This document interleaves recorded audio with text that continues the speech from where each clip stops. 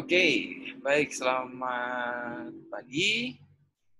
Shalom. Assalamualaikum warahmatullahi wabarakatuh. Hari ini kita akan membahas tentang peran perawat dalam pelayanan paliatif di rumah sakit dan di komunitas.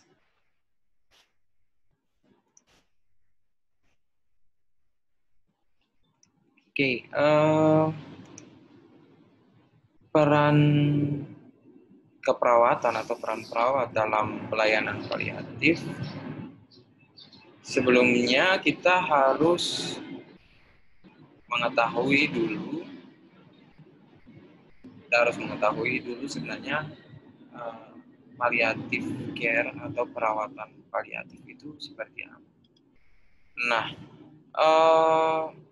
WHO tahun 2017 itu dia bilang bahwa palliative care itu adalah sebuah pendekatan untuk meningkatkan kualitas hidup pasien dan keluarga dalam menghadapi masalah yang berkaitan dengan masalah yang mengancam jiwa melalui pendekatan dan menghentikan penderitaan dengan identifikasi dan penilaian dini. Kemudian di sana juga ada melaksanakan penanganan nyeri dan masalah lainnya seperti fisik, psikologis, sosial, dan spiritual. Kemudian dalam palliative care ini kita sebagai perawat harus mengoptimalkan perawatan pasien dan keluarga untuk tingkatkan kualitas hidup dengan mengantisipasi, mencegah, dan mengobati penderitaan seperti itu. Nah, bidang utama atau area praktek dari palliative care itu adalah di bagian koordinasi program dan rencana perawatan. Jadi di dalam perawatan paliatif ini memang dilaksanakan oleh seluruh rekan sejawat. Bukan cuma perawat saja. Ada dokter, kemudian ada ahli gizi, kemudian ada psikologis dan lain-lain. Karena memang palliative care itu lebih banyak dikhususkan kepada pasien-pasien yang punya masalah terminal, ya, Kemudian harus dilaksanakan koordinasi antara program yang punya perawat apa, dokter punya programnya seperti apa, rencana perawatannya seperti apa. Dari masing-masing bagian disiplin ilmu itu mempunyai program dan rencana perawatan atas satu pasien itu. Nah, itu harus terintegrasi dengan baik, makanya dibutuhkan koordinasi. Nah, area praktek yang lain itu adalah dia membutuhkan peran dalam tim multidisiplin yang tadi saya sudah jelaskan. Selain itu, kita orang klinisi itu harus memperluas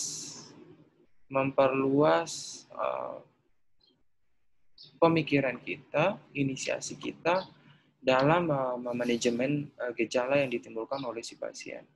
Selain itu juga kita harus melaksanakan pendidikan dan penelitian kepada si pasien tersebut. Ya. Jadi pendidikan itu ya memang harus dilakukan pendidikan kepada si pasien bagaimana caranya untuk menghadapi penyakitnya dan bagaimana keluarga untuk menghadapi ketika akan memasuki fase berduka atau kehilangan. Kemudian penelitian itu untuk pengembangan ilmu untuk palliative care ini. Karena memang palliative care ini terkadang sumbernya sangat sedikit. Jadi memang diperlukan penelitian yang berkelanjutan supaya kita dapat melakukan rencana atau program yang terbaik untuk menghadapi pasien yang mengalami masalah terminal ini. Nah,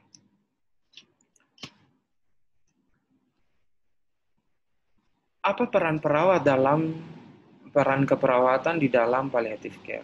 Nah, tugas kita sebagai seorang perawat di sini adalah pertama kita harus meredakan gejala fisik. Jadi gejala-gejala yang ditimbulkan oleh pasien yang dengan penyakit terminal ini memang harus kita, tujuan utamanya adalah meredakan gejala fisiknya.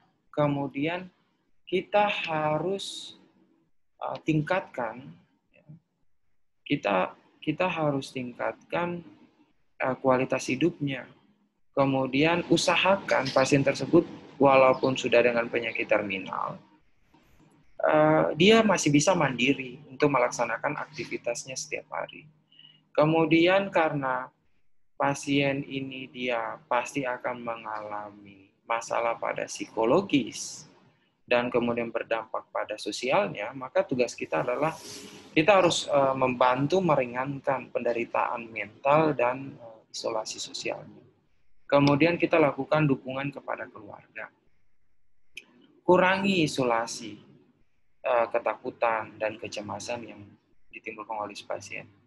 Kemudian usahakan jika penyakit terminal ini sudah tidak bisa sembuh, maka kita harus membuat perencanaan di mana jika pasien itu dia akan meninggal dengan baik. Meninggal dengan baik. Nah, standar perawatan yang biasanya kita lakukan di sini itu adalah bagaimana kita sebagai perawat itu harus mampu untuk meredakan gejala. Kemudian usahakan pasien itu dia mandiri. Kemudian kita harus lakukan dialog secara terbuka. Usahakan klien itu bisa berkomunikasi, mengutarakan apa yang dirasakannya pada saat si kliennya itu dia mengalami masalah terminal ini. Kemudian lakukan dukungan, berikan dukungan kepada pasien, keluarga. Pasien dan keluarga bukan cuma itu, terapis dan kolega kita pun atau teman-teman sejawat pun harus diberikan dukungan karena ini kan penyakit yang tidak akan sembuh. Lama-kelamaan kalau seandainya manusia itu dia tidak melihat hasil, pasti dia akan bosan. Nah, palliative care-nya begitu, karena pasiennya sudah tidak bisa sembuh, maka tercenderung orang punya semangat mulai menurun. Oleh sebab itu kita harus bisa berikan dukungan kepada rekan sejawat kita yang merupakan satu tim dalam menangani pasien terminal ini. Kemudian usahakan kita memiliki kontak dengan rekan sejawat lain. Kemudian ada mungkin orang-orang lain, kita bisa mencari di tempat lain itu untuk orang-orang yang mempunyai spesialisasi atau punya keahlian khusus di dalam satu bidang tersebut dalam menangani pasien yang paliatif ini. Ya. Kemudian tingkatkan komunikasi antar pribadi, komunikasi antar kita dengan pasiennya, kita dengan keluarga, kita punya rekan sejawat, maupun orang-orang lain yang mempunyai spesialisasi untuk mendukung perawatan paliatif. Ya. Oleh sebab itu memang komunikasi merupakan hal yang paling penting dalam perawatan paliatif. Nah, kita sebagai perawat itu harus bisa berperilaku yang paling baik, ya, yang paling humble, enjoy dalam merawat pasien yang terminal ini. Untungnya apa? Ya, untungnya adalah bagaimana kita meningkatkan kenyamanan untuk pasien-pasien ini. Kemudian jika pasien-pasien ini mengalami masalah yang dengan psikologis dan sosialnya, mereka akan cenderung marah. Nah, itu kita harus sebisa mungkin memberikan kenyamanan pada mereka. Kemudian bagaimana kita harus responsif terhadap rekan kerja kita atau rekan sejawat kita yang sama-sama menangani pasien ini. Ya, jangan sampai nanti ada konflik internal dari kita yang memberikan perawatan kepada pasien yang terminal ini. pasien terminal sudah punya masalah yang tidak kunjung selesai, ditambah lagi jika kita mempunyai masalah di dalam tim kita, ya akan berdampak juga terhadap si pasien itu. Kemudian, kita sebagai perawat itu harus bisa berperilaku supaya kita harus tingkatkan kualitas hidup si pasien itu, sampai nanti dia akan meninggal. Jadi sampai mati pun akan tetap produktif. Sampai mati pun dia akan bisa melakukan aktivitasnya sehari-hari secara mandiri. Kemudian bagaimana kita harus menanggapi si keluarga. Jadi perilaku kita itu harus bisa, jangan sampai kita malah membuat masalah antara kita dengan keluarga si pasien. Jadi mereka sudah terbeban karena harus membiayai pasien yang ini, terminal tidak kunjung sembuh, kemudian kita lagi bikin masalah, ataukah keluarga dalam keadaan mood yang tidak baik, terus kita membuat persoalan dengan mereka, itu kan bahaya. Ya.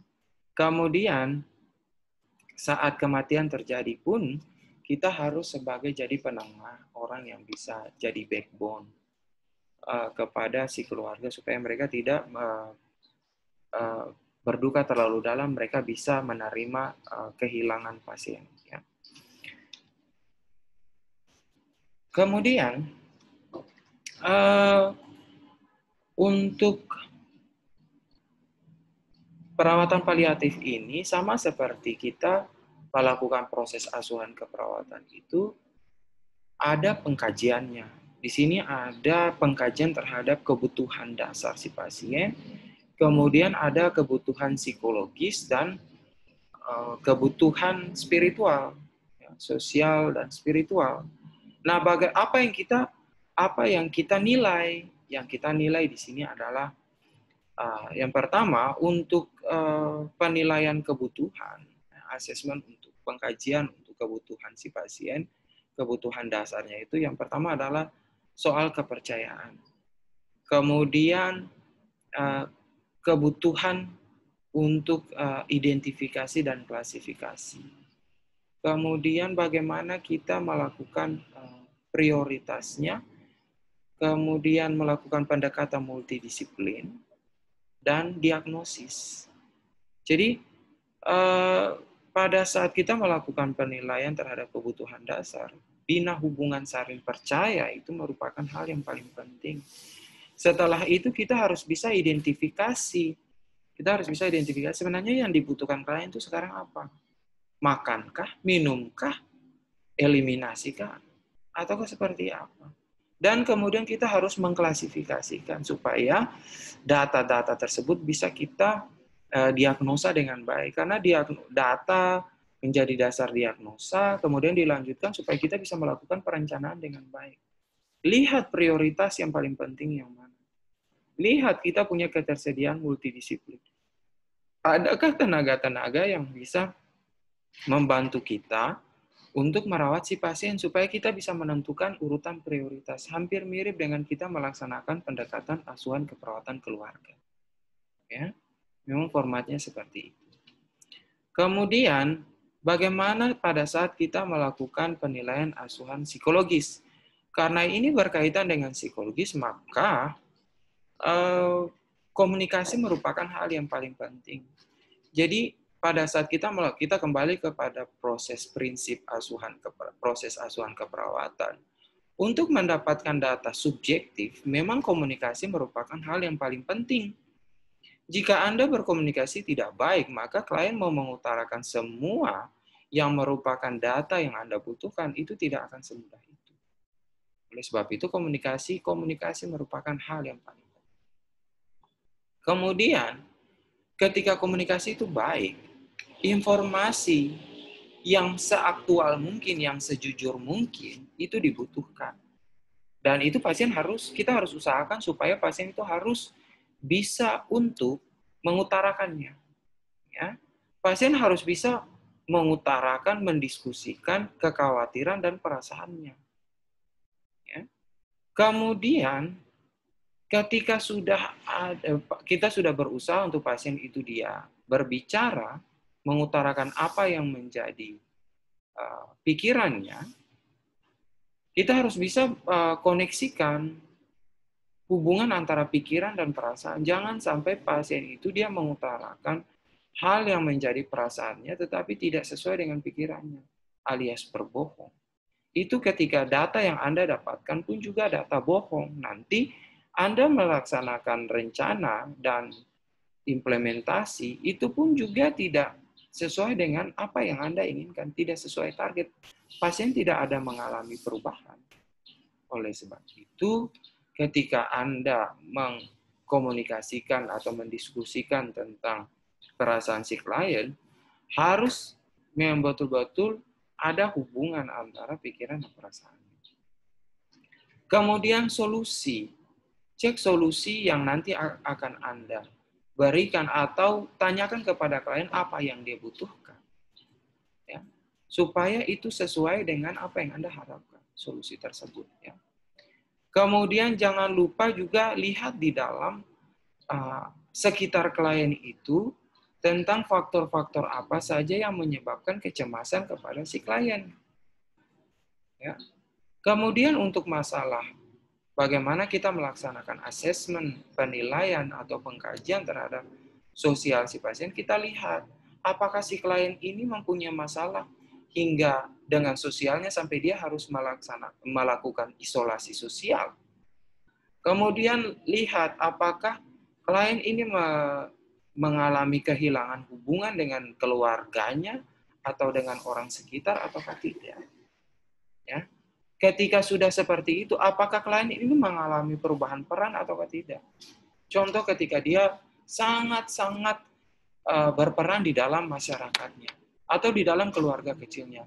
Setelah dia sakit, dia sudah acuh dengan peran tersebut. Kita harus tahu. Ya. Kemudian apakah dengan penyakit ini dia keluarga mengalami masalah ekonomi ataukah tidak? Si pasien itu mengalami masalah ekonomi atau tidak? Apakah dia tetap produktif atau tidak? Ketika kita mendapatkan data-data ini, kan kita sudah bilang bahwa kita sebagai perawat itu tugasnya adalah bagaimana dia secara mental dan sosial, secara ekonomi, kemandirian, dia tetap akan bisa mandiri, produktif sampai akhir hayat, sampai nanti dia meninggal. Nah, itulah yang fungsinya kita melaksanakan proses pengkajian supaya kita betul-betul tahu holistik, ya, keseluruhan dari si pasien ini sendiri. Ya. Kemudian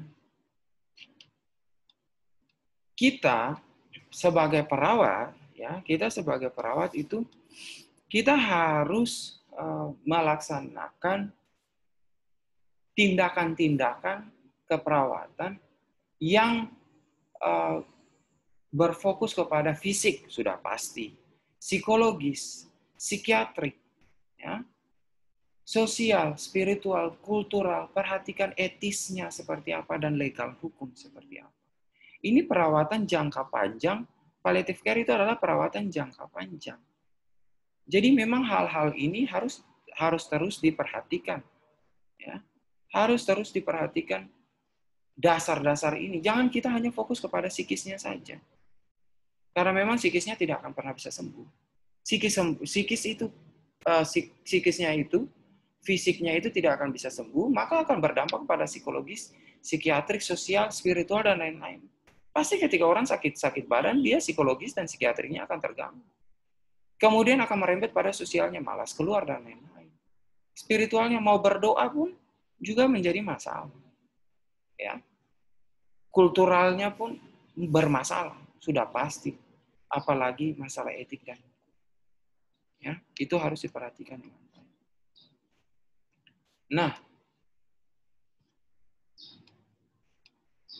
pada saat kita melaksanakan perawatan paliatif ini, memang kita yang harus kerja itu adalah tim. Tidak bisa kita perawat saja. Kita perawat itu tugasnya, idealnya adalah menjadi pemimpin. Karena memang kita yang harus 24 jam dengan pasien. Tapi itu bukan masalah mengatakan bahwa perawat itu sebagai leader karena memang dia 24 jam dengan pasien. Sebenarnya apa yang membuat dia 24 jam dengan pasien? Yang membuat dia 24 jam dengan pasien karena yang kita lakukan proses asuhan keperawatan itu adalah berfokus pada kebutuhan. Bukan seperti pada saat kedokteran yang berfokus pada masalah penyakit. Nah, oleh sebab itu, membuat kita 24 jam dengan pasien. Jadi idealnya adalah kita sebagai perawat yang menjadi leader atau tim di dalam palliative care. Sasarannya adalah pasien dan anggota keluarga. Pasiennya sebagai objek yang menjadi kesakitan, sedangkan anggota keluarga yang menjadi perawat, yang merawat. Selain nanti ada kita sebagai perawat, kemudian dokter, dan terapis-terapis yang lain. Jadi kita sebagai leader. Nah, untuk bekerja sebagai di dalam sebuah tim, kita harus bekerja secara integrasi. Ya, integrasi antar profesionalnya kita. Jadi, karena di dalamnya ada terapis yang lain, ada dokter, ada kita perawat, data yang kita dapatkan pun harus terintegrasi. Kemudian rencana asuhan keperawatan paliatif pun pada pasien tersebut harus terintegrasi. Jangan sampai tidak nyambung antara perawat dan dokter contohnya, atau kita dengan terapis yang lain. Nanti sasaran hasilnya itu tidak bisa lihat. Pasiennya tidak bisa mandiri, masalah psikologis tetap bermasalah, spiritual, ekonomi pun tetap bermasalah. Nah, oleh sebab itu, supaya kerja timnya itu dia tetap baik, tingkat tanggung jawab pun harus sama-sama. Nggak boleh ada yang lebih dominan dengan yang lain. Kemudian keanggotaannya pun harus mencakup 3 aspek ini, yaitu perawat harus ada, dokter harus ada, dan terapis yang lain harus ada. Ya. Kemudian struktur organisasi dan administrasinya harus jelas. Jangan sampai, kan ini perawatan jangka panjang, sudah pasti pas perawatan ada fee-nya dong. Nah, fee-nya itu dibayar atas kinerja Anda. Kinerja Anda itu berdasarkan uraian tugas. Jadi Anda sebagai seorang perawat, sebagai leader harus membagi bahwa saya sebagai perawat, itu tugas saya seperti apa, uraian tugas saya apa. Dokter, apa uraian tugasnya. Terapi fisik yang lain, itu tugasnya untuk apa? Supaya ketika mereka juga melaksanakan tugasnya, itu sesuai dengan tugasnya, tupoksinya. Supaya mereka dibayar pun sesuai dengan apa yang mereka lakukan. Ya. Kemudian, dalam memimpin tim sendiri pun, ya, dalam memimpin tim sendiri pun, Anda harus memahami peran. Jangan sampai Anda sudah menyusun uraian tugasnya, tapi Anda tidak paham apa sih tugasnya dokter, apa sih tugasnya terapis yang lain. Kemudian pada saat Anda mengambil keputusan, karena ini kan kerja tim, harus ambil keputusan secara bersama.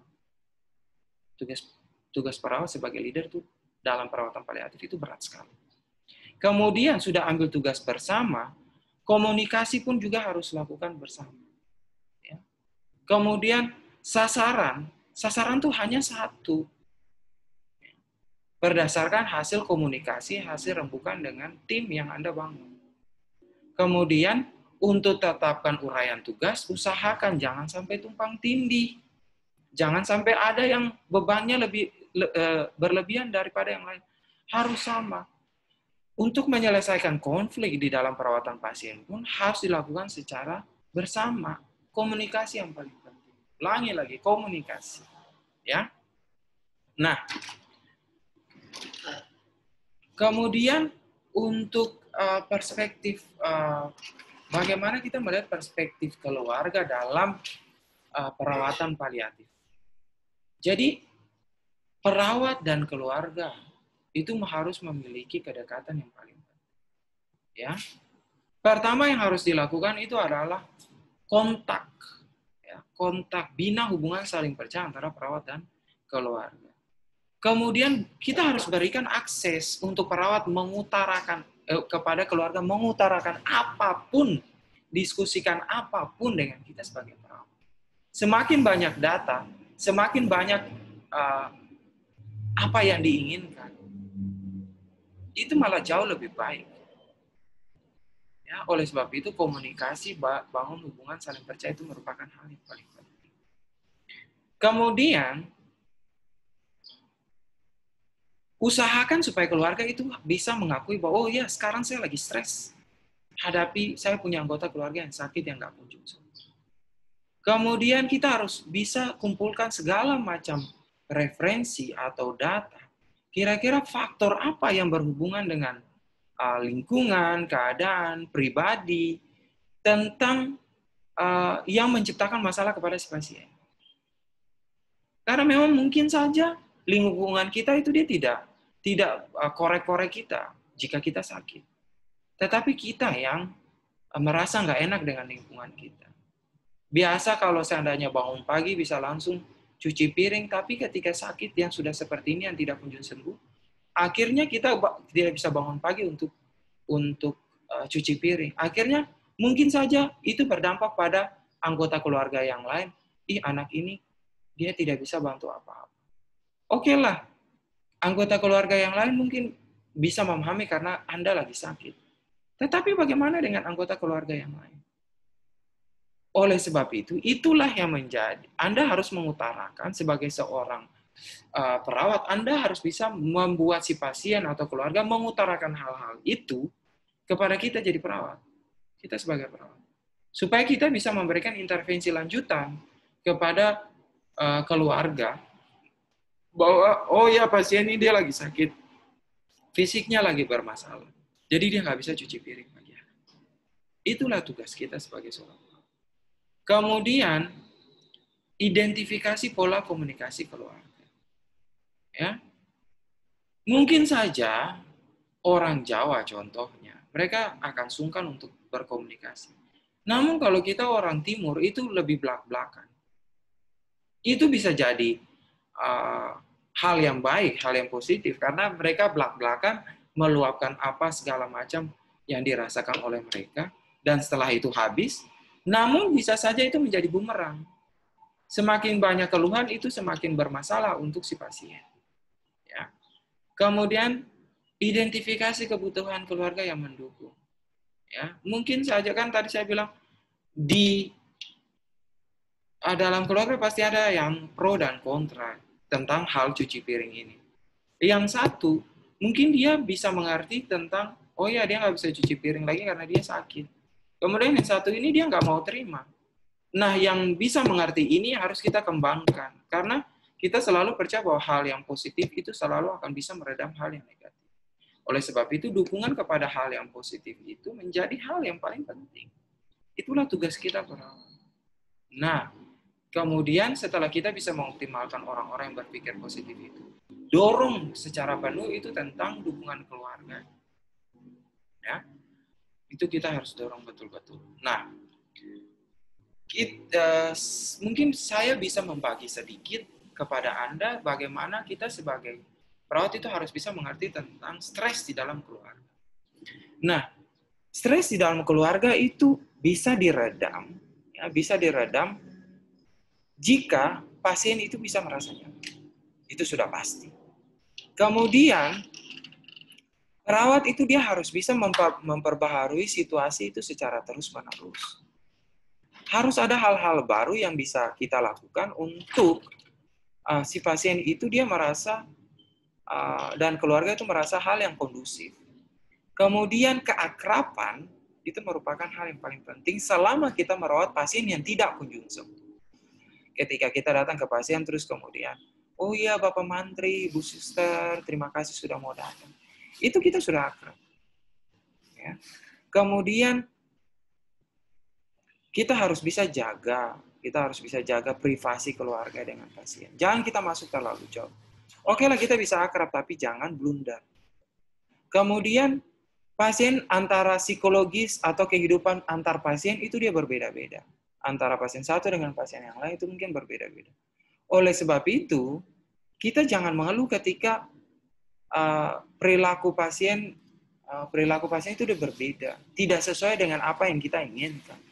Karena memang pada dasarnya manusia itu dia unik. Jadi kita harus mengakui bahwa, oh iya, pasien ini dia unik. Dia punya perilaku tersendiri. Itu yang harus kita akui. Kemudian peduli, ramah. Ketika Anda bina hubungan saling percaya, itu ditunjang oleh keramahan Anda. Ya. sampai bisa akrab dengan pasien. Kemudian harus selalu mendukung. Mendukung apa yang diinginkan pasien sesuai masih dalam koridor perawatan. Apa yang diinginkan keluarga juga kita harus dukung. Teman sekitar, kemudian pekerja sosial yang lain, psikologi yang lain, atau tim yang lain, itu harus kita dukung apa yang mau mereka rencanakan untuk si pasien. Dan pasien pun apa yang dia ingin rencanakan untuk dirinya sendiri, ya, dirinya sendiri itu harus kita dukung. Yang penting masih dalam koridor perawatan. Karena stres keluarga itu akan meningkat pada saat pasien itu dia mengalami penderitaan yang berlebih. Kemudian kan kita sudah tahu bahwa memang tidak pasti masa depan si klien ini dia akan seperti apa. Entah nanti dia akan, karena sembuh itu sudah tidak pasti. Apakah dia akan meninggal dengan tenang?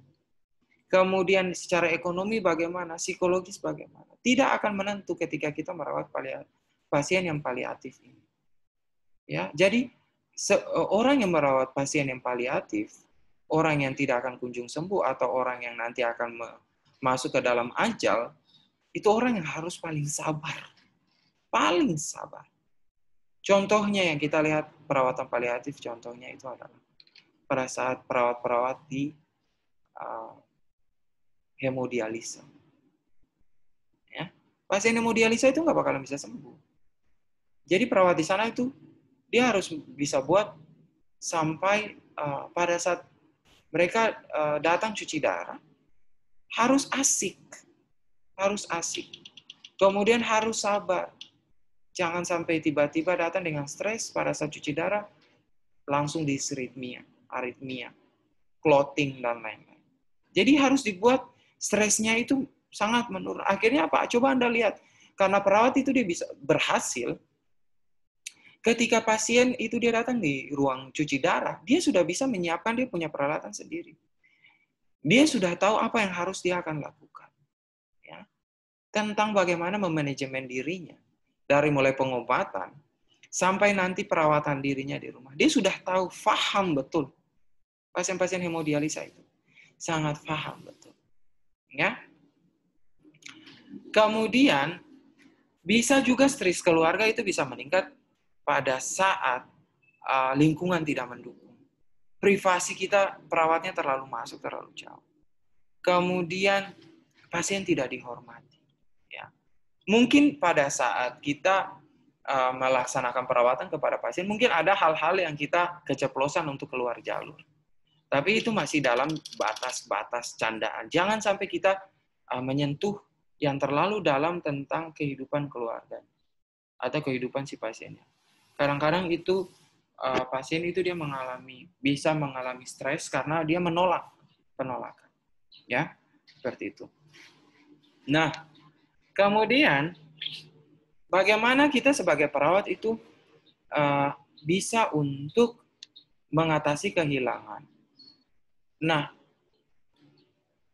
kita sebagai perawat itu harus bisa membangun komitmen dengan si pasien dan keluarga untuk bagaimana memulihkan mentalnya.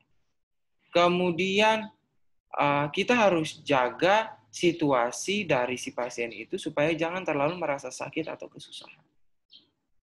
Harus terus bersama-sama dengan keluarga. Harus bisa mengendalikan keterlibatan keluarga dalam perawatan si pasien. Kontak itu harus selalu melalui apa? Komunikasi. Harus mendukung emosional dan selalu memberikan informasi tentang progres dari perawatan si pasien. Ya. Kemudian untuk menghadapi masalah yang terjadi di kemudian hari pada saat kita melaksanakan perawatan itu adalah seorang perawat kita harus bisa membangun hubungan yang baik dengan si pasien. Kemudian pada saat meninggal, kita adalah orang yang paling berperan di sana supaya keluarga itu bisa menerima kehilangan. Kemudian kita harus bisa menyiapkan si pasien supaya dia proses meninggal itu harus meninggal dengan baik. Ya. Kemudian Selain itu, kan perawatan pasien ini jangka panjang. Keluarga merupakan orang yang paling penting dalam merawat si pasien. Oleh sebab itu, fisiknya lama-kelamaan pasti akan menurun dong. Oleh sebab itu, kita harus bisa pastikan bahwa fisik si keluarga juga harus tetap baik selain si pasien. Kemudian, kita harus bisa pahami bahwa kepribadian orang yang sedang berduka atau siap-siap untuk berduka atau kehilangan itu biasanya tidak stabil. Kita sebagai perawat itu harus bisa mendukung, harus bisa tahu bahwa oh ya, orangnya ini dia tidak stabil kehidupannya, tidak stabil psikologisnya, karena dia akan berduka. Oleh sebab itu kita harus bisa tingkatkan emosionalnya supaya lebih ke arah yang positif. Dengan cara apa? Cari dukungan sosial yang lain. Keluarga jauh, tetangga, harus bisa menyeting mereka supaya harus kondusif, membuat keluarga itu selalu kondusif. Kemudian status keluarganya. Kemudian usia pasien. Karena biasanya usia pasien karena terlalu muda sudah mengidap penyakit-penyakit terminal itu akan menjadi pukulan pada pasien itu sendiri. Keluarganya juga mungkin belum siap karena kondisi pasien masih terlalu muda, masih produktif sekali. Kok sudah sakit kayak begini? Apalagi kalau dia sebagai tulang punggung keluarga, lebih parah lagi. Oleh sebab itu, kita sebagai perawat itu lebih banyak untuk melakukan pendekatan secara psikologis dibandingkan dengan fisik. Oke lah fisik karena memang pasiennya sudah penyakit terminal, sudah cancer dan lain-lain, tidak bisa sembuh dan lain-lain. Oleh sebab itu, penguatan psikologis itu merupakan hal yang paling penting. Ya. Oke, kita lanjut. Nah, di dalam perawatan paliatif itu ada tingkatannya. Ada dari mulai pendekatan, ya, pendekatan ini bisa di dalam sebuah tim itu ada pendekatan-pendekatan, ada tahapan-tahapan yang bisa dilaksanakan kepada si pasien karena ada tingkatannya. Contoh kayak macam di rumah sakit itu ada perawat PK1, ada perawat PK2, perawat PK3, ataupun dalam akademisi sendiri dalam keperawatan ada yang D3, ada yang S1 atau nurse, ada yang S2, ada yang S3. Nah, di dalam perawatan paliatif pun ada tingkatannya. Jadi di dalam perawatan paliatif ada yang pendekatan perawatan paliatif, kemudian perawatan paliatif secara umum, dan kemudian ada yang sudah spesialisasinya. Jadi dari mulai hal yang secara umum sampai paling sudah terfokus kepada apa yang diinginkan kepada si pasien. Nah, pada saat orang sudah naik kepada tingkat spesialis, ya, sudah spesifik kepada si pasien, itu memang adalah orang-orang yang mempunyai pengalaman. Ya. Orang yang mempunyai pengalaman. Dan kita bekerja pun berdasarkan pengalaman atau evidence-based yang sudah terbukti untuk melaksanakan perawatan kepada si pasien. Paliatif. Kemudian, pemikiran pun sudah harus jauh lebih matang karena sudah berpengalaman. Sudah bisa mandiri. Sudah pasti dia punya track record-nya jelas. Punya STR, punya sertifikat SIP, punya sertifikat STR, punya sertifikat lain yang mendukung mendukung perawatan paliatif. Mungkin sudah pelatihan sebelumnya, seperti itu ya. Jadi dia bisa mandiri. Nah, orang yang sudah spesialis juga, dia harus mendukung pembelajaran secara akademis. Jadi artinya bahwa ilmu yang dia lakukan, yang dia dapat selama melakukan perawatan kepada si pasien, itu bisa dia tulis, bisa jadi buku, bisa jadi artikel untuk mendukung pembelajaran supaya kan manusia ini pasti dia akan mati. Dalam pekerjaan pun pasti akan pensiun. Jadi yang dia tinggalkan itu adalah ilmu kepada penerus-penerusnya, perawat-perawat lain. Bagaimana sih merawat pasien paliatif? Itulah tugasnya seorang spesialis pada saat dia merawat pasien paliatif. Nah, kemudian harus melaksanakan penelitian, harus bisa melaksanakan penelitian pada saat merawat pasien paliatif. Pasti ada judul-judul penelitian yang bisa dilakukan pada selama dia merawat pasien dengan pasien terminal, ya. Karena perawatan paliatif ini bukan 1-2 hari, bukan 1-2 minggu, bertahun-tahun. Dan ingat, karena ini perawatan paliatif ini kepada pasien yang membutuhkan jangka waktu yang panjang, ini merupakan salah satu bagian dari entrepreneur, ya, kewirausahaan yang bisa Anda lakukan sebagai seorang perawat. Setiap kali Anda datang, 100.000. Anda contoh datang 2 hari sekali lah. Dalam waktu yang tidak ditentukan. Kira-kira kalau dalam waktu 355 hari, bagi 2 sekitar, ya taruhlah sekitar 180 hari. 180 kali, ya, 180 kali 100.000 contohnya setiap kali Anda datang. Karena Anda datang 2 hari sekali. Anda sudah bisa dapat 1.500.000 per bulan. Kalilah 12. Ini adalah bagian dari kewirausahaan. Tapi cuman harus sabar. Harus kapanpun siap ditelepon. Anda harus datang menghadapi pasien yang punya psikologis yang tidak stabil. Keluarga yang psikologis tidak stabil. Mungkin saja nanti Anda menghadapi keluarga yang datang moodnya sudah nggak enak dan lain-lain. Tapi Anda harus sabar. Demi 100.000 setiap 2 hari. Tapi pasiennya harus bisa dalam keadaan baik. Bukan tidak bisa sembuh, memang sudah tidak bisa sembuh, tapi harus dalam keadaan yang tetap baik. Nah, kemudian yang tadi saya bilang bahwa selain perawat itu dia melakukan perawatan kepada si pasien, dia harus juga bisa melaksanakan penelitian. Nah, penelitian pun harus, penelitian dalam keperawatan, dalam palliative care pun harus dilakukan secara interdisipliner. Karena memang secara umum, secara tim kita lakukan perawatan secara bersama-sama. Jadi usahakan penelitian pun harus dilakukan bersama-sama. Bisalah Anda melaksanakan penelitian sesuai dengan speknya Anda, uraian tugasnya Anda. Ya. Dapatkanlah informasi sebanyak-banyaknya supaya Anda bisa melaksanakan penelitian, mempunyai sumber data yang jelas ketika Anda melakukan penelitian kepada si pasien ini. Pak, pasiennya cuma 1, ya nggak apa-apa, studi kasus, nggak ada masalah, itu juga penelitian. Ya.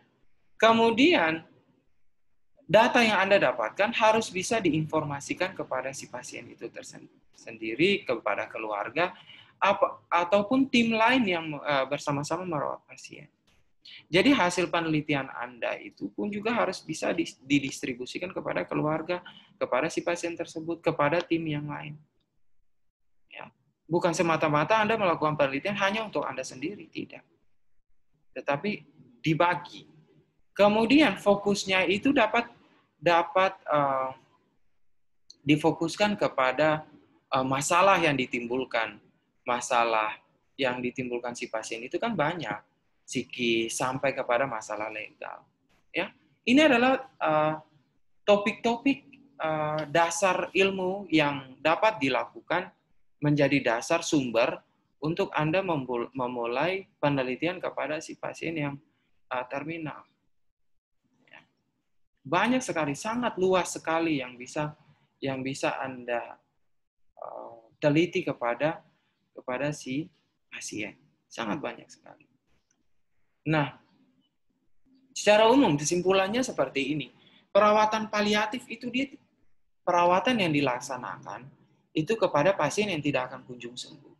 Jadi perawatannya itu hanya berfokus kepada bagaimana meringankan beban penderitaan daripada si pasien. Dan kita harus membuat keluarga itu pun dan pasien itu merasa nyaman. Nyaman keluarga untuk merawat, nyaman pasien untuk menghadapi penyakitnya. Nah, tugas kita itu adalah sebagai penengah jurang komunikasi antara keluarga dan si pasien supaya terbuka. Kemudian kita harus mencari cara supaya pasien itu tetap akan merasa nyaman. Makanya komunikasi itu secara penting. Nah, kita juga harus bisa menjadi pemimpin dalam tim perawatan karena kita bekerja bersama-sama dengan disiplin ilmu yang lain. Ya. Oleh sebab itu, masalah yang paling kita temui di sini adalah masalah stres. Jadi kita harus bisa membuat supaya komunikasi berjalan dengan baik. Kita dengan perawat, kita dengan pasien, kita dengan keluarga, keluarga dengan si pasien itu harus sama-sama terbuka. Kita harus memberikan support, ya. Kita harus bisa memberikan support, harus bisa menghargai, ya. Harus membuat keluarga itu harus lebih fun untuk merawat si pasien. Pasien harus lebih fun untuk menjalani penyakitnya. Kemudian selain itu yang harus kita lakukan adalah sebagai seorang perawat paliatif, tunjanglah akademisi dari segi pengetahuan. Lakukanlah penelitian supaya ilmu dalam paliatif care ini tetap berkembang. Supaya nanti kan tren penyakit ini lebih banyak kepada penyakit tidak menular, namun kronis, tidak bisa sembuh. Jadi peran paliatif care ini memang sangat tinggi sekali. Nah, kita jadi seorang perawat itu harus bisa betul-betul bagaimana menjalankan tugasnya sebagai pemimpin, kemudian sebagai orang yang mampu untuk menjalin komunikasi, dan melakukan penelitian. Supaya pasien itu fun untuk menjalani penyakitnya, dan keluarga pun juga fun untuk merawat si pasien. Mungkin itu sekian dari saya. Tugas ada di kolom deskripsi. Silakan Anda kerjakan dan tetap semangat.